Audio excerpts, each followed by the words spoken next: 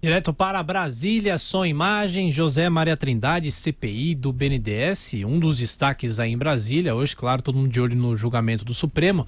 Mas e essa CPI, Zé Maria? Bom dia.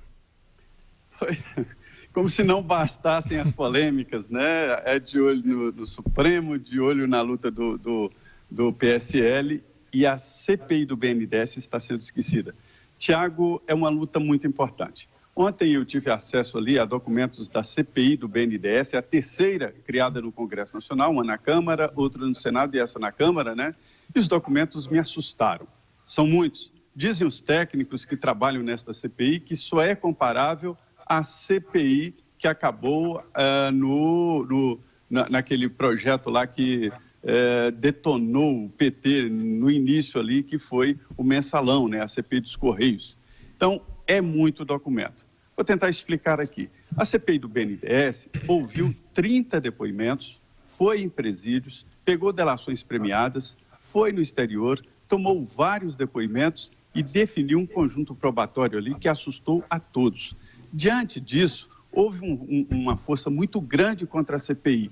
O Centrão se uniu ao PT e tenta, e vai conseguir, né, barrar o relatório final.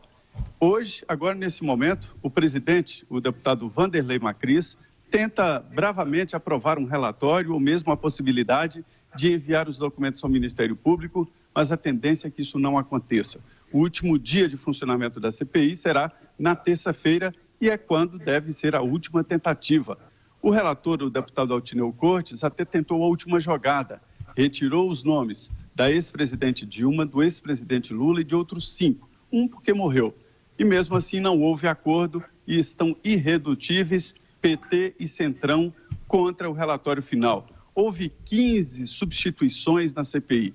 Os líderes entenderam o tamanho do problema e retiraram da CPI os que iam votar a favor do relatório e substituíram por paus mandados, ou seja, deputados com controle remoto para derrotar o relatório final da CPI. Este relatório traz bombas interessantes e importantes e até novidades, mostrando, inclusive, contratos de gaveta do Grupo Wesley. Eu chamo o Grupo Wesley, é o Joesley, o Wesley, que são os donos da JBS. Nesse capítulo aí, a CPI pede a suspensão de qualquer possibilidade de regalia ou acordo de delação premiada com o Grupo JBS. E a CPI foi aos Estados Unidos, se reuniu com técnicos do FBI, agentes, eles fizeram muitas perguntas e também com integrantes do Ministério Público dos Estados Unidos e com representante da Bolsa de Valores americana. A estratégia da JBS foi o seguinte: eles compraram 4 grandes empresas americanas na área de proteção de produção de proteína animal. E o planejamento era lançar ações na Bolsa, né, capital aberto, e a partir daí as empresas seriam consideradas americanas, deixariam a banda podre aqui no Brasil para a falência, né? E eles ficariam reis e ricos nos Estados Unidos com controle acionário de 4 grandes empresas, as maiores do mundo na área de produção de proteína animal. A CPI conseguiu convencer a Bolsa, o Ministério Público e a CPI e o FBI de que este era o plano. E mostrou todas as investigações e eles ficaram surpresos. Então, tudo isso aí vai para o lixo. Mesmo a retirada dos nomes do ex-presidente Lula, da ex-presidente Dilma e de outros 6, mesmo assim, não há maioria para aprovar este relatório final. Portanto, é o terceiro pedido de CPI que vai para o lixo da história do Congresso Nacional. Situação grave, viu, Tiago? Zé Maria, bom dia, que é o Bruno Garchagen. Zé Maria, depois dessa, sucessão de atitudes vergonhosas e da retirada, um negócio inacreditável, retirar os nomes do ex-presidente Lula e da ex-presidente Dilma desse relatório. Esses elementos novos a que você se referiu, Zé Maria, que foram descobertos, esses elementos a Polícia Federal já sabia ou foram verdadeiramente coisas descobertas por essa CPI? A CPI foi além. A CPI descobriu dados que a Polícia Federal não tinha.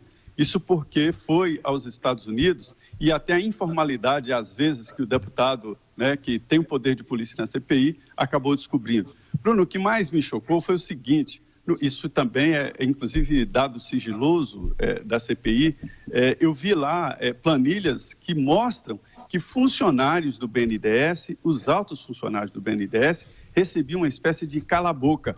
Quanto mais emprestavam dinheiro, mais ganhavam uma espécie de bonificação. E isso levava a média salarial dos funcionários do BNDES a R$100 mil.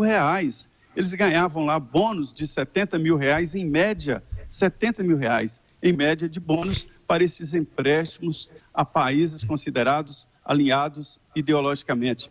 Bruno, são R$3 bilhões em dívidas para países que não vão pagar, que não estão pagando, que não vão pagar. Cuba, Venezuela, vários outros países, mas principalmente Cuba, Venezuela, Angola e Moçambique. Esses são os países devedores de R$3 bilhões, uma dívida que não será paga. E esta CPI passou despercebida. Ninguém deu importância aos dados importantes, os dados que estão nos documentos desta comissão parlamentar de inquérito.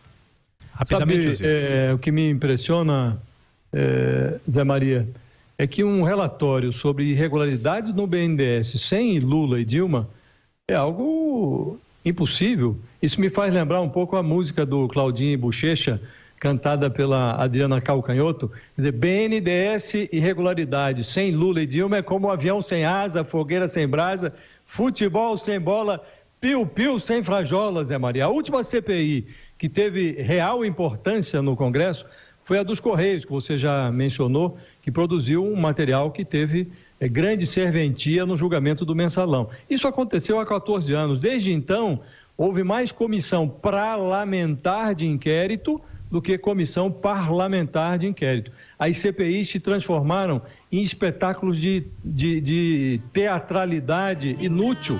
Nesse teatro, essas CPIs viraram um mecanismo de desmoralização da investigação parlamentar.